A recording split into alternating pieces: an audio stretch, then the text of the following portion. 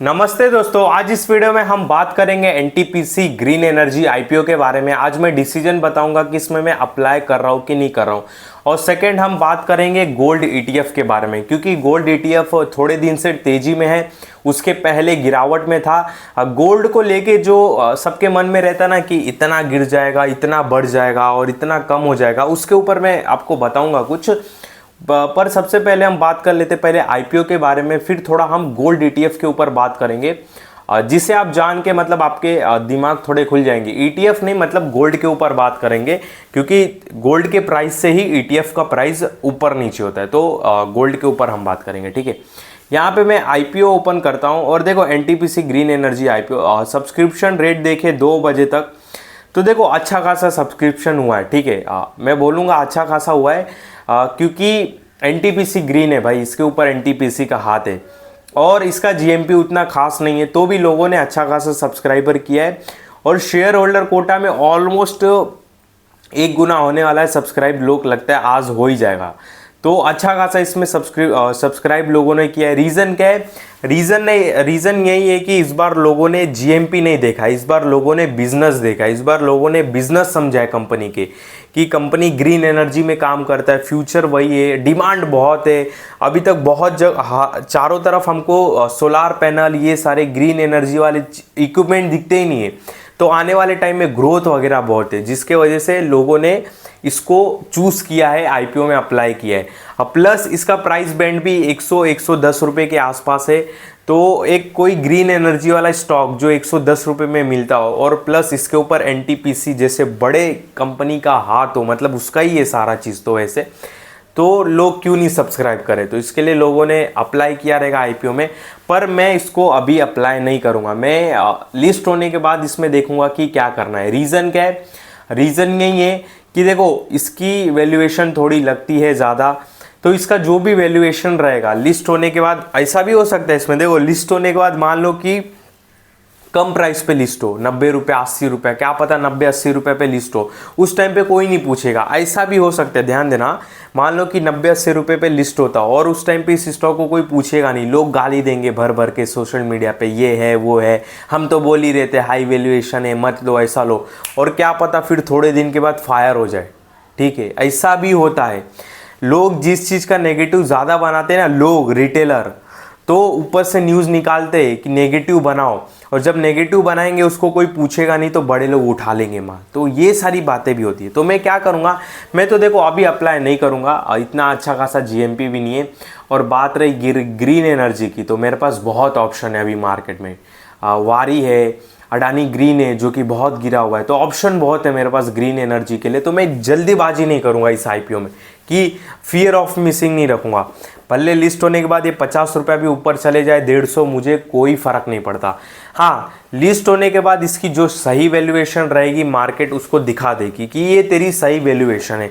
जैसे एग्जांपल के लिए मैं यहाँ पे ओला, किधर गया ओला देखो, इसकी जो सही वैल्यूएशन है मार्केट ने बता दिया। 150 रुपये पे जब था, इसका हाई गया था 157, और हमने 140 की 142 पे वीडियो बना था, और उसके बाद से देख लो क्या हो गया, ओला में पूरा गोला मोला हो गया, ठीक है। तो जो सही वैल्यूएशन रहती है ना, मार्केट बता देती है, टेंशन मत लो। तो एनटीपीसी को भी एक बार लिस्ट होने दो, जो सही वैल्यूएशन रहेगी मार्केट उसको बता देगी। पेटीएम क्या था, 2000 का कुछ था हाई, इसका 1600-1700 का, कहाँ पे आया, 476 450 पे आया। तो इसकी जो सही वैल्यूएशन थी आ गई अपने सही वैल्यूएशन पे, इतना हाइप बनाए थे। तो सेम उसी तरह एनटीपीसी एक बार लिस्ट होता है और इसका जो सही वैल्यूएशन है वो आके वो उस प्राइस पे खड़ा हो जाएगा, तो फिर हम आपको वापस अपडेट कर देंगे। तो मैं हाल फिलहाल इसमें अप्लाई नहीं कर रहा हूँ। अब बात कर लेते हैं हमारे गोल्ड ईटीएफ के ऊपर, ठीक है। यहाँ पे देखो बहुत लोग, अभी क्या न्यूज़ सर्कुलेट हो रहा है कि दिवाली के पहले सोना बहुत भागा, ठीक है। तो जो अभी पिछले 6-5 महीनों से सोने को ट्रैक कर रहे हैं ना, गोल्ड के प्राइस को या गोल्ड को ट्रैक कर रहे हैं, क्यों कर रहे हैं? क्योंकि गोल्ड ईटीएफ बहुत चलन में आ गए, बहुत फेमस हो गए। इससे वजह से लोग क्या, अब गोल्ड के प्राइस को ट्रैक कर रहे हैं, क्योंकि गोल्ड ईटीएफ काफ़ी फेमस हो चुका है। तो लोग अब ज्ञान दे रहे, नए लोग, कि सोना 10,000 अब गिर जाएगा, दिवाली चला गया, धनतेरस चला गया, बहुत चल चुका है सोना 20,000 गिर जाएगा, सोना तो 65,000 पे आ जाएगा, चांदी 65,000 पे आ जाएगा। लोग ऐसी बातें कर रहे हैं कि चांदी 65-60,000 आ जाएगा, ठीक है, मैं 67,000 के जब रेट पे आएगा तो मैं घर बेच के ख़रीद लूँगा, जब 65,000 पे आएगा तो मैं बंगलो बेच के सोना चांदी खरीद लूँगा। ऐसी लोग बातें कर रहे हैं, मतलब सोने को गिराने के चक्कर में, बोलने का मतलब ये। पर देखो, मैं सोने को ना जब 24-25 हज़ार था ना, तब मेरे मतलब वो होशो आवास में मैं जानता हूँ, जितना होश में मैं जानता हूँ, जब 24-25 हज़ार था तब से मैं सोने के प्राइस को ट्रैक कर रहा हूँ और फिजिकल गोल्ड को खरीद रहा हूँ। जब 29 हज़ार था तो भी मैंने सोना खरीदा था, जब 26 हज़ार के आसपास था तो भी खरीदा था। तो उस टाइम से मैं ट्रैक करते आ रहा हूँ। बहुत टाइम से सोना 47-48 हज़ार में फंसा था, उस टाइम से भी मैं ट्रैक कर रहा हूँ। बहुत टाइम तक सोना बीच में कितना गया था, 60 गया था, 60 से 55-52 पे रुका था, वो टाइम से भी मैं ट्रैक कर रहा हूँ। बहुत टाइम तक सोना 65-62-63 भी रुका था, वो टाइम से ट्रैक कर रहा हूँ। तो मुझे जितना नॉलेज है, गोल्ड जो भी अपना हाई बनाता है, ठीक है, गोल्ड का प्राइस जो भी एक हाई लगता है, उससे आप ज़्यादा से ज़्यादा 3,000 रुपया सोना गिरने की उम्मीद कर सकते हो। कितना? 3,000 रुपया। सपोज एग्जाम्पल के लिए दिवाली में सोने ने, एग्जाम्पल के लिए बता रहा हूँ, सोना ने एक 70,000 का हाई लगा दिया, 70,000 रुपया हाई लगा दिया, तो ज़्यादा से ज़्यादा आप 67, 68 ये उम्मीद कर सकते हो आप गिरने की। वो भी गिरेगा नहीं, ठीक है। सोना मान लो 80,000 एक हाई लगाता है, तो ज़्यादा से ज़्यादा आप, कोई ज्ञान देता है, बोलता है, तो आप ज़्यादा से ज़्यादा एक उम्मीद रख सकते हो कि 77,000 तक गिर सकता है। अब आप उम्मीद रखोगे कि 10,000 गिर जाए तो मैं लूँगा, और मतलब 80,000 से सोना 70 आए तो मैं लूँगा, तो मैं हाथ जोड़ता हूँ। ऐसा कभी नहीं होगा, इस बात को ध्यान देना। और चांदी में ज़्यादा से ज़्यादा आप 5-6 हज़ार का गिरावट एक बोल सकते हो कि ठीक है, हो सकता है, एक ऐसा जनरली बात कर सकते हैं। अब कोई जनरली आपको बोल दे कि सोना 10,000 गिर जाए, 12,000, तो ऐसा नहीं होगा। ध्यान देना, करेंसी से सोना नहीं है, सोने से करेंसी है। इसकी दोनों की बहुत वैल्यू है ना, पूरे वर्ल्ड में दोनों की बहुत वैल्यू, गोल्ड और अपनी करेंसी, तो दोनों की सबसे ज़्यादा वैल्यू है। तो उसमें से सबसे ज़्यादा वैल्यू किसकी है? सोने की है, क्योंकि सोने से करेंसी है, गोल्ड से करेंसी है, ना कि करेंसी से गोल्ड है। लोग गोल्ड को ट्रेड नहीं कर सकते, गोल्ड को ऐसा ट्रेडिंग के लिए यूज़ नहीं कर सकते, यानी कि मैं गोल्ड दे के सामान नहीं खरीद सकता, क्योंकि उसका प्राइस फ्लक्चुएट होता है। इसके लिए उसका ऑप्शन क्या निकाला गया? करेंसी, कि आप नोट की जगह, गोल्ड की जगह करेंसी को ट्रेड करो, करेंसी को आसपास पास करो सबको, ठीक है, वो वही चलाओ मार्केट में।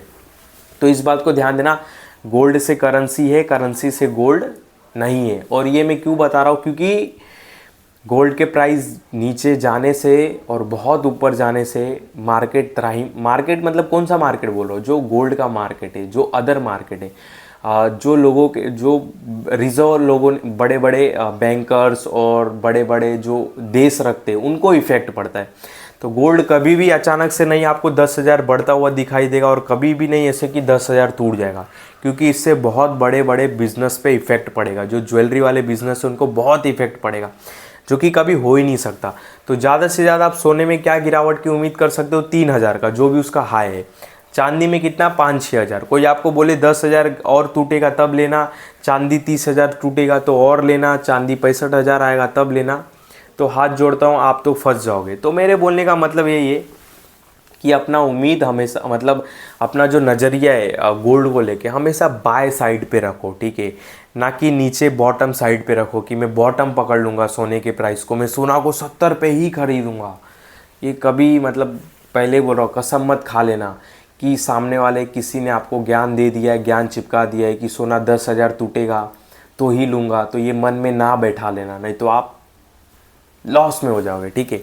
और ये गोल्ड ETF का मैंने चार्ट क्यों खोल के रखा, यही बताना था कि मैंने यूट्यूब पे 2 महीना पहले भी, 3 हफ्ता पहले भी गोल्ड ETF के ऊपर मैंने चर्चा किया था। वो उस टाइम पे भी इसका प्राइस 64 था, ठीक है, 64, 65, 66, यही सारे रेट चल रहे थे गोल्ड ETF का। जैसे मैं आपको दिखाता हूँ, गोल्ड ETF रितेश शर्मा लिखोगे ना, तो यहाँ पे देखो, मैंने 2 मंथ पहले भी, 3 वीक पहले भी गोल्ड ETF के बारे में शेयर किया था, मैंने आपको बताया था। उस टाइम भी इसका प्राइस 64-65 हज़ार था। तो क्या हुआ, इसमें 64-65 से गिर के 62, 62.5 रुपये का लो मारा, 61, 62 रुपये के आसपास का लो मारा, वापस अपने प्राइस पे खड़ा हो गया। तो लोगों ने इसमें क्या सोचा रहेगा कि ये 60 आ गया है, अब 58 भी आ जाएगा तो लूँगा। आज 64 खड़ा हो गया वापस, क्या उखाड़ लेगा कोई। तो वही बोल रहा हूँ, ये स्टॉक की तरह नहीं है कि हम एक स्टॉक में प्रिडिक्ट कर सकते हैं कि ये 50% गिर सकता है, ये 30% गिर सकता है। इसमें तो 30% करेक्शन होगा ही, वो ऑलमोस्ट प्रिडिक्शन सही जाता है। ठीक है, जब कोई स्टॉक ज़्यादा चल जाता है तो हम बोलते वेट करो इसमें करेक्शन आएगा, तो उसमें करेक्शन हो जाता है। वो स्टॉक का बिहेवियर नेचर अलग है। स्टॉक को जैसा आप अपना नज़रिया रखते हो सेम वैसा ही गोल्ड के लिए ना रखना। ठीक है, तो इस वीडियो में आपको कोई भी बाय सेल का कॉल नहीं, केवल मैं आपको समझाने के लिए बता रहा हूँ। जो भी मैंने आपको चार्ट दिखाया, स्टॉक का प्राइस बताया, मतलब जो गोल्ड ETF का मैंने आपको प्राइस बताया, जो हमने प्राइजेस के ऊपर बात की है, केवल समझाने के लिए किए। कोई भी बाय सेल का कॉल नहीं है, याद रखना। और मेरे किसी भी वीडियो में कभी भी बाय सेल का कॉल नहीं रहता, इस बात का ध्यान देना। मैं कोई सेबी रजिस्टर्ड एडवाइज़र नहीं हूँ।